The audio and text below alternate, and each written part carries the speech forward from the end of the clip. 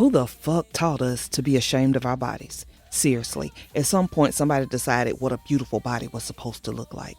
How big it should be, how small it should be, where it should curve, where it shouldn't, what should be smooth, tight, hidden, shaved, covered, fixed, or fucking apologized for.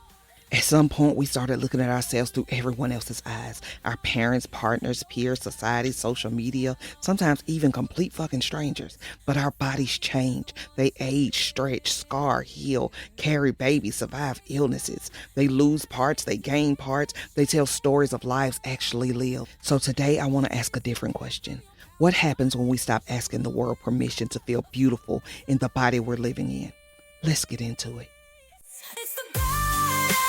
Broadcast. It's the time, step into the spotlight, let yourself shine. Welcome back to the Badass Broadcast, where we keep it real, raw, and unapologetic as fuck. I am your host, favorite fire starter, and nervous system regulator, the Queen Lady T. And today is What the Fuck Wednesday, which means we're asking the questions that make you go, why the fuck don't we talk about this more? Today we're talking about our bodies, specifically the shame we've been taught to carry around them. And joining me today is a very special guest, Helinka, whose own relationship with her body changed after cancer and a life with an ostomy led her down a path she never expected. Helinka, it is such an honor to have you on Badass Broadcast today. Tell us all about yourself, what you do, and how this chapter of your life began. Hi, I'm Helinka Carr, and I am the founder of Unspoken Rosebud. And like you said, my life and my family's life went absolutely tits up with getting diagnosed with bowel cancer in 2013. And it just wasn't even on the Richter scale of I wasn't actually feeling ill. That was the worst bit, I think. I wasn't feeling ill with it. I just had a couple of symptoms of occasional bleeding and a bit of pain in the side of my body. That was it.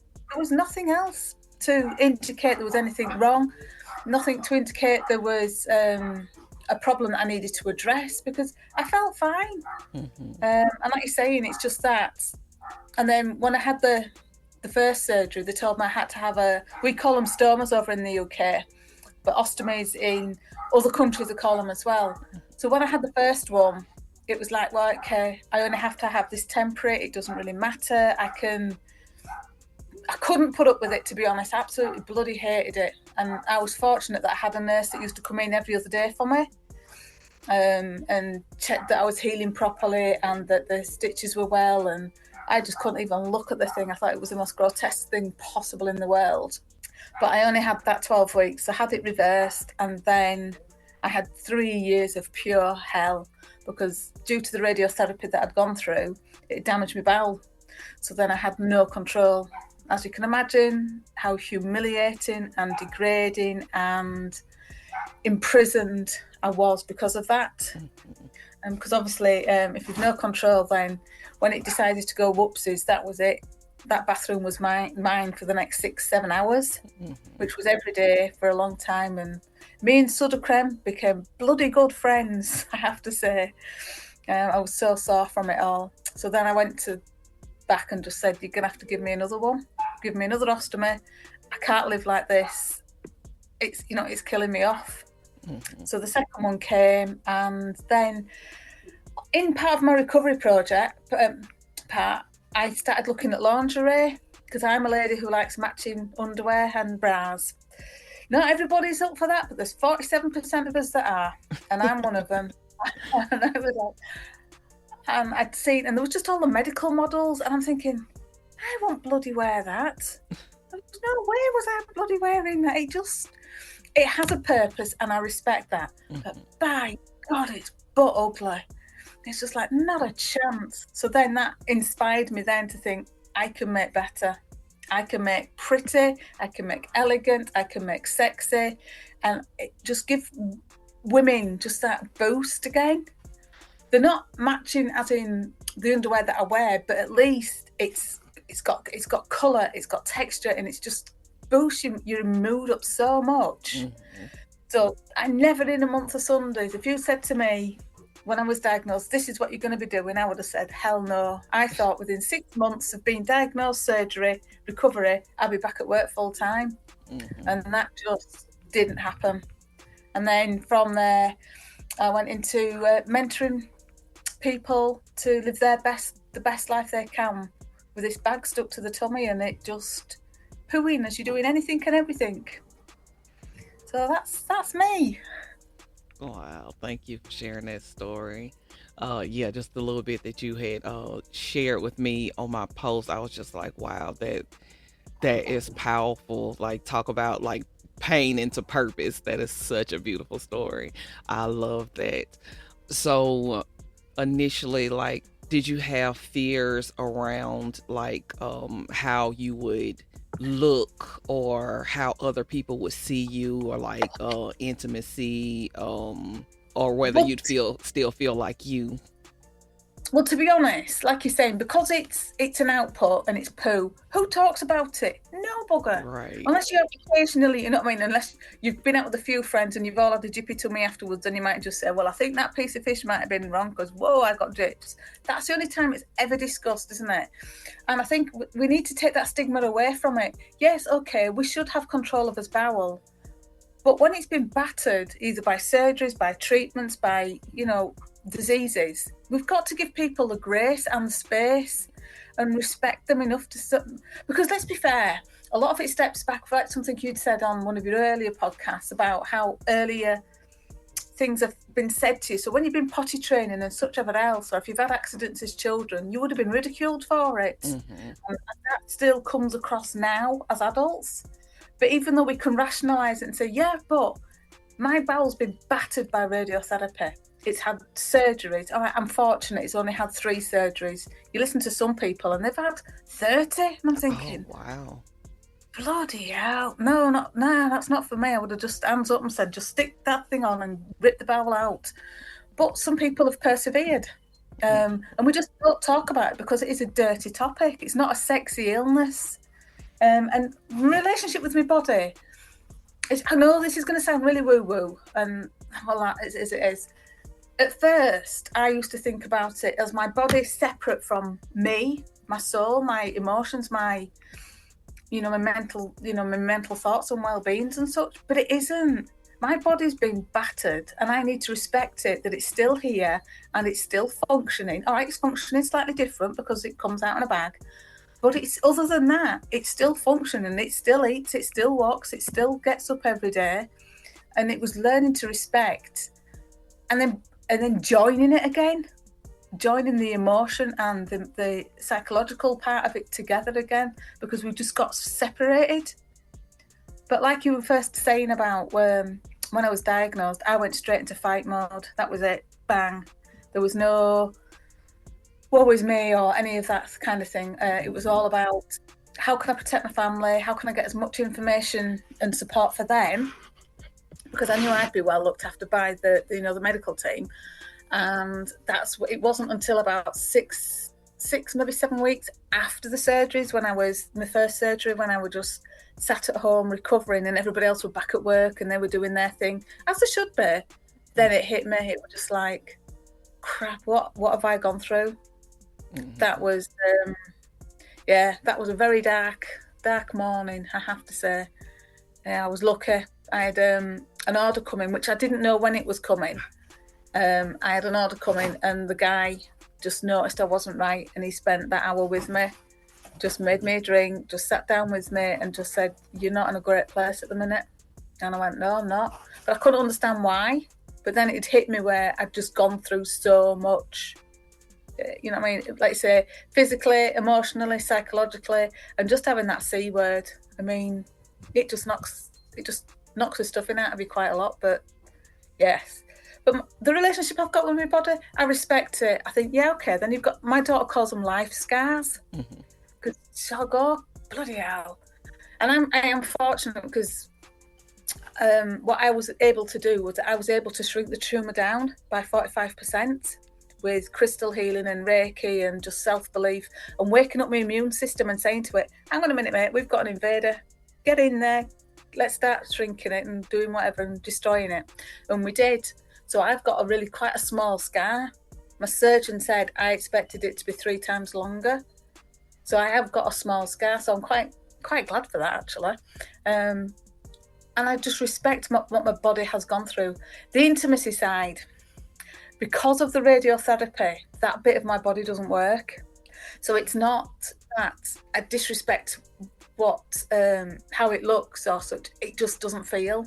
There's just no sensation in the lower part of my stomach at all, which some people find really bizarre, because they'll say, how can you have bellyache? And I'm going, because my head's telling me it's not happy with this bit of my body. It's screaming at me, because it's obviously your head still feels the pain, even though I physically can't feel the pain anymore or any sensations. So the intimacy, it's more about what the radiotherapy's done to me, not the bag. It sounds really, really weird, and yeah, it's a bit to get your head around, but we're getting there. We're not divorced, so we're doing all right. I love that testimony of just of Reiki and crystals and all of those like energy healing techniques, because a lot of people don't realize like what, it's not like a magic wand, but it can definitely contribute to so much of the healing process. It stunned the consultant, because when obviously he went in expecting to see this math, and then he went I couldn't find as big as what it should have been. He says, whatever the hell you were doing, he says, you just keep on doing it. He says, because it works. And he'd come round a couple of days after surgery and go, bloody hell, you'll look good. And I'm thinking, I feel absolutely pants. You know what I mean? I'm doped up on anything and everything and whatever else I'm going. You look really good. He says, whatever you do, you keep doing, because it's working. We can see that, that you're all the kind. I know you've got to use it with the conventional, not just alone. I've got to reiterate that really, really well. But it is blooming powerful. It really, a lot of them now are using your immune system to fight cancers and such, because they're realising how powerful that is on its own. Because once it's woken up and said, right, we've got this invader in, like I said, the bowel, and it's in this bit, because I could describe exactly where it was, the immune system knew what it was fighting then. So they are using that a lot more, which is brilliant, because it's less invasive. Yeah. Totally invasive.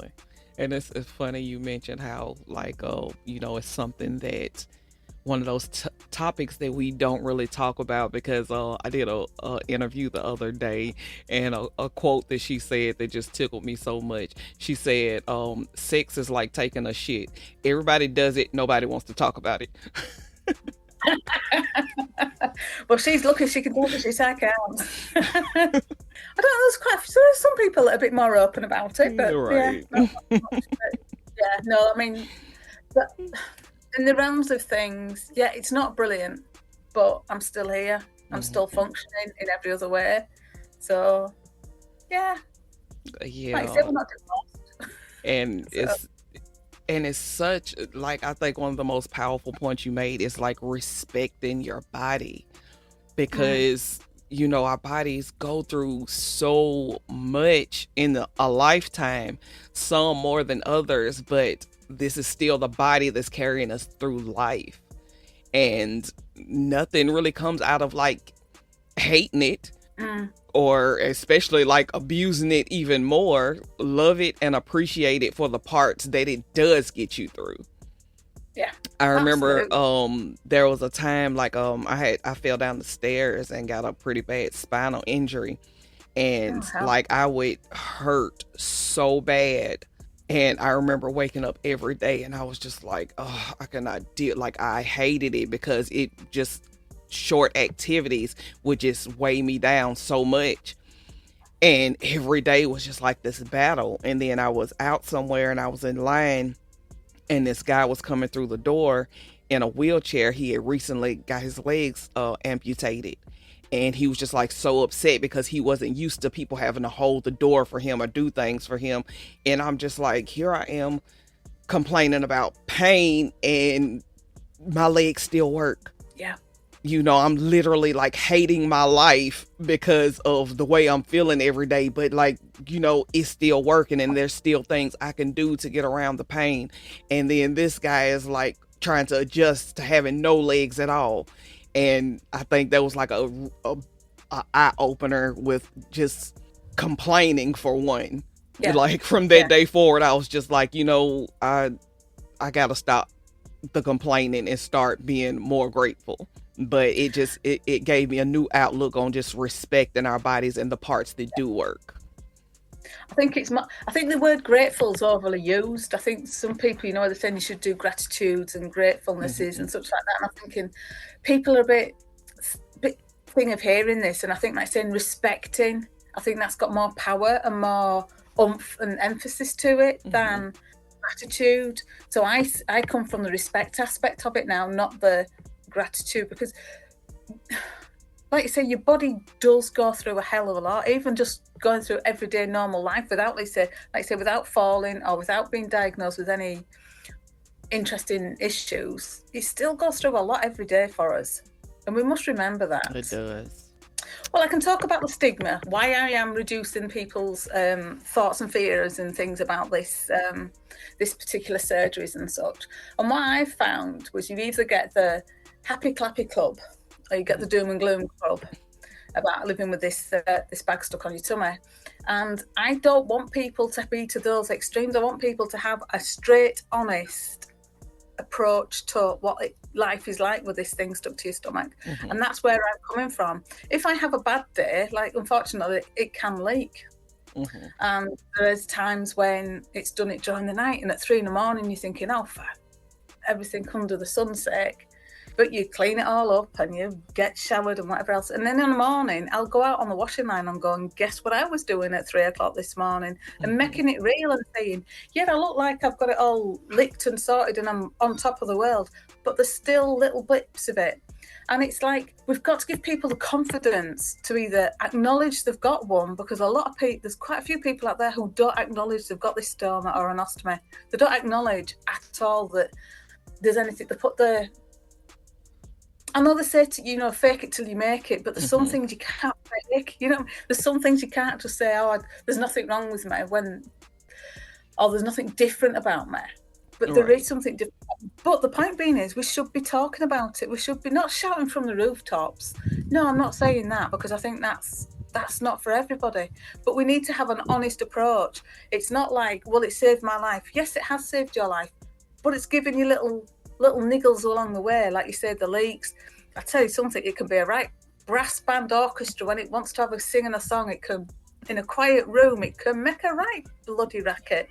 And for some people, that's really embarrassing. But then it's that giving them the tools and the confidence to sort of include it and go, oh, well, it's had its say. Let's us continue the conversation. And, rather than being ashamed of it, just, I tell you, it's like a naughty child. And when you want a child to be really, really quiet. And when you're in, like, say, maybe you're in the doctor's or the dentist, and it's like that, and it'll just go, oh, what opportunity, and just makes the most horrific noises it possibly can. And obviously, because you haven't got the stomach muscles or the stomach, well, for me, stomach fat to sort of muffle it, it's just in your ear, right there and then. And it's giving people the confidence to say, yeah, that were me. Bit of a bugger in it today, or, take the mick a bit more. And this is life. 1 in 10 people have a stoma or an ostomy. It's a huge amount of numbers. It's not just the occasional person. That's it, isn't it? It's not the occasional person that has this. We need to be, even if it's just to smile at somebody. You don't have to say anything more, just or say anything, just to smile at somebody, just as acknowledgement that, yeah, we're all right. All right, we have sticky days, we have thingy days. I do give a lot of educational tips and a lot of educational advice that I've learned over the time. But then I will also say, don't get stuck in not living your life. We get one crack at this life, and we're here to live it as much and as best and as willing as we possibly can. Yeah, we're going to have some days when this body's going to go, nah, I need a break. And you give it a break. You let it have some peace. But you don't let it sit stagnant, because that's what I've found with quite a few people. They're stagnant. They're frightened of what ifs. But what about these are brilliant. I've had a brilliant day out. I've gone out and I've been with my friends. I've had a coffee. I've had a sandwich or some meal or something. Look at the positives. I heard something today which I thought was really clever, and it was, pain is like barbed wire. And you always remember the pain because of the barbs on the wire, and happiness and good things are like cotton wool. And because they're soft and gentle, you don't notice them, so you don't remember them. And I think we need to do more of that and not do it as a gratitude thing, just as a respectful thing to go. Everybody has something good that happens on a daily basis. We might have to look hard for it at first, but sometimes it can be, like you say, making a lovely cup of tea and enjoying it. It doesn't have to be massive. It can be small, appreciative things. Like you say, being able to get up off a chair and walk around. Some days that can be really difficult when you've got a stroke, because fatigue comes in and it can wipe you out. So it's remembering the good, the small, great things that we do achieve and we do, and don't be ashamed of it. It's seen as a prosthetic, which that took a bit to get my head round. That, because I always thought, like you're saying, a prosthetic was, your limbs, not necessarily this implement stuck to your stomach, but it's seen as a prosthetic. And I thought, well, maybe if people see it as a positive thing rather than a negative, then they're going to move forward in their mindset that it isn't the end. It is there to enhance life, not harbour or hamper life. And I think that's a big shift that people need to start making. Not people just living with it, but I think the people around us and the people that don't know what one is. Be curious, ask us. I'll tell you.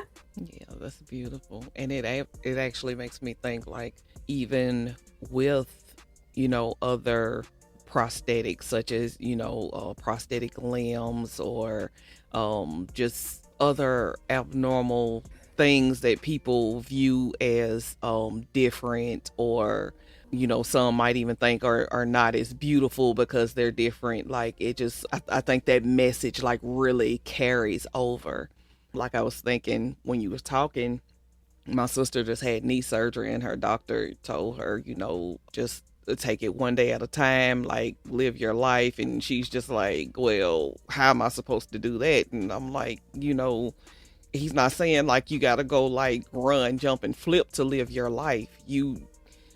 Whatever it is you're going through, you wake up with breath. Yeah. You find out a way to live your life. Sometimes things change. Sometimes they don't work out the way we planned or the way we hoped they would, but we make adjustments and we learn how to live to the best of our abilities. Yeah, and like you're saying, have a glance at how you was before, but just a glance. We're meant to be looking at the here and now and forward. And yeah, okay, so things have changed for us. We've just got a different or a new normal, and look at what we can do, not can't do. I think, like you say, in the barbed wire of pain, I think people remember that more because, like you say, it is a barbed wire. It hurts, so you remembered it more. But we should remember the cotton wool, the soft, the nice. Like you say, for your sister though, being able to, like you say, just stand up. I know that doesn't sound much to somebody who goes and runs a blooming marathon, but for your sister, that is a marathon, and it's just making those.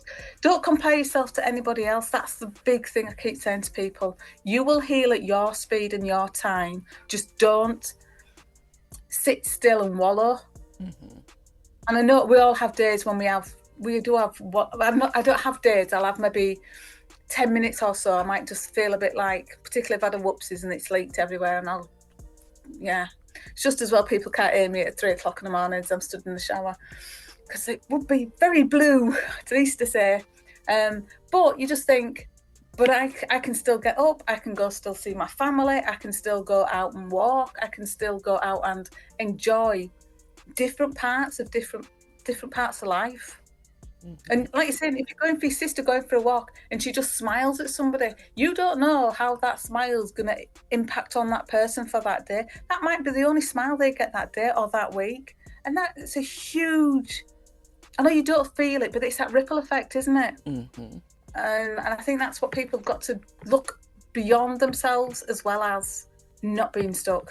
Yeah, and as I think about just this episode specifically in the whole pleasure series, like we rarely actually see ourselves through our own eyes. I think naturally we look in the mirror and we instantly start looking at ourselves through, we start filtering ourselves through other people's eyes, our mother's opinions, or the kids that picked on us at school, the beauty standards, or social media, the person who once said some shitty something about the way we looked or something like that. And I think you probably touched on quite a bit of just like separating our relationship with our body from, I guess, kind of separating it from everybody else's relationship with it. I guess it goes back to like that level of respect for our bodies that I guess outside people probably don't have. But how can people respect our bodies when they've, like, say, if you've not walked in a man's shoes, how can you criticise? How can you judge? How can you assess? And I think that's what we forget to do for ourselves. Mm-hmm. We don't have to. And I know, I mean, obviously, that with social media, it's all polished and filtered, and Right. I can't do none of that crud. What you see is what you get. I can't do anything with this. It's buggered, and that's how it goes. But you've got to remember, you've got to be true, not necessarily just to you, but you've also got to be true to your feelings. And the dog's going to bark. He's being an absolute toad. Oi, up here. Sorry. So you know what I mean? And I think that's so important that you've comparing and contrast. It doesn't work. Even if you're comparing yourself to where you were before to where you are now, it doesn't work. Just be grateful for what you can and where you are. And like you're saying, your sister, well, I hope your sister's knee does get better. It might not be as it was before, but at least it's still there. It's not like it's a fused leg. Mm-hmm. Or such, is it? I know it's all, like you're saying, when you said about your back and you saw the guy come out without, where he just had surgery on his limbs, we don't necessarily have to look at somebody else and think, well, we should be grateful or we should be respectful to what's happened. But we need to just give ourselves some slack. Who is perfect? Nobody is. Even these size 10 models, they still don't think themselves they're perfect. They still Right. find fault with themselves. They still find issues with themselves. We've all got that, but we don't have to live by it. That's the important thing. We don't have to, it's not the be all and end all of who we are. You know what I mean? It's our emotional side. It's our psychological side. It's all of us, the whole of us being together. That's what makes us us. Absolutely. For the women who are listening who have experienced illness or surgery, aging, childbirth, or anything that has changed their bodies and still grieving the body that she used to have, what's like the one thing you want her to know? And especially for somebody who's living with a ostomy, or who has found this episode and she's wondering, is my life going to ever feel like mine again? Your life will feel like yours again. It's just going to feel like yours again in a different way. But you've also got to look at, in the aging process, what we were able to do at sort of in our 20s to what we're able to do in our 50s. There is a difference, and we just accept that there is a process that our body goes through. We can't expect it to keep doing the same thing it did in our 20s to somebody who's in our 50s, and just respect that. But also, don't get stuck. We might have to have quiet days because our body needs a bit of a break, but don't get stuck. Every day has value. Every day has an importance. And you do not know what your small gesture of going out for a walk and just looking at somebody in the eyes, because not everybody can do that, how that can lift somebody up, how that can make somebody feel so much better. Like I said before, the gratitude thing's been done, but just respect your body and respect yourself. I think that's something we forget to do, is respect ourselves. Thank you so much. I thank you, Helinka, for being here, for sharing your story and your wisdom. I think this conversation has been such a beautiful reminder that our bodies can change without it changing our worth or our beauty. And I would love for you to let people know what anything you're working on and how they can contact you. I am on Instagram, so if people want to drop in and see me on Instagram, I am. I have a website which I have blogs on there for people to read, and they're not all just about the stoma. They can be about your self-worth. And I am at the moment doing a series leading up to my doing one-to-one courses with people and mentorships. But obviously, there's the lingerie which you can find on Etsy. So if you've got tummy scars, for whatever reasons, it doesn't have to be a stoma. It could be that you've had hysterectomy, or you could have had, cesareans and such, and you want to cover your tummy up. They work wonders. It's quite surprising how many ladies have got them for that reason as well. So I am easily found. If you just put Unspoken Rosebud in or Helinka, depends which you remember first. I'll make sure I add it to the show notes as well. Thank you. Once again, thank you for being a part of the Pleasure Series on the Badass Broadcast. Helinka Carr, everybody.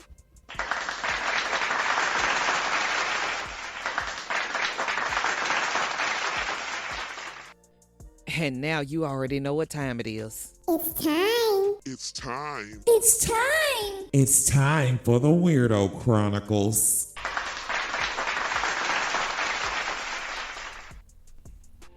All right, so y'all already know it is What the Fuck Wednesday, and before I get out of here, I gotta give y'all just a little dose of something weird. Now, this one isn't like paranormal or some crazy synchronicity.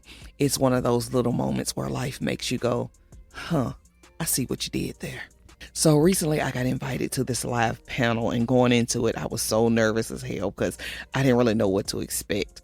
I wasn't given like an exact topic or much info at all. I was just told that they needed a couple of females who were outspoken and, willing to show up and join a conversation.